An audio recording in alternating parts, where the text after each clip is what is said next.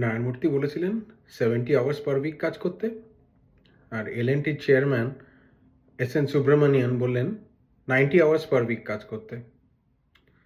তবে এরা আমার প্রথম প্রজেক্ট ম্যানেজার শুভঙ্করদার কাছে নোবেল পুরস্কার পাবে, কারণ শুভঙ্করদা বলেছিলেন কাজ করে যাও, সময় দেখো না, ম্যায় সময় হুঁ। এলএনটির চেয়ারম্যান যেটা বলছেন সেটা কিন্তু এমন কিছু নয়।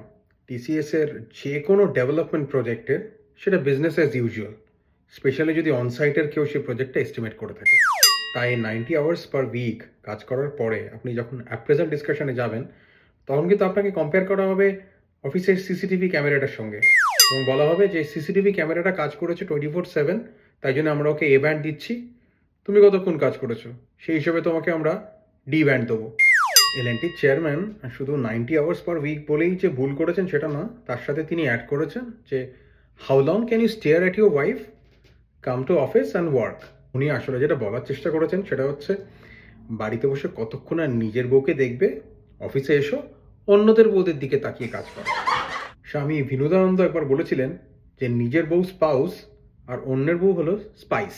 আচ্ছা সুব্রমণিয়ন দা, আপনার কি কোনো কাণ্ডজ্ঞান নেই? আপনাকে দেখলে আমার মা বলতো শুভ্রটা লোক দেখলেই বাড়ায়।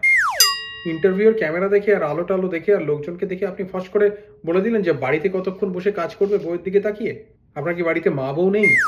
যদি থেকে থাকে তাহলে আমি শিওর এখন উনি বাড়ি ফেরেননি, কারণ ওনার ছেলে ওনাকে ফোন করে বলেছে বাবা, মা আজকে বলেছে দাঁড়া তোর বাবা আজ বাড়ি ফিরুক।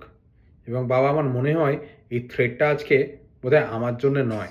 এই ইন্টারভিউটা পাবলিশ হওয়ার পরে গুগলে the most trending search topics আর 3 নম্বরে আছে ইজ এলএনটি চেয়ারম্যান ম্যারেড, 2 নম্বরে আছে এলএনটি চেয়ারম্যান ওয়াইফ ফটোজ, আর 1 নম্বরে হচ্ছে is L N T chairman still alive.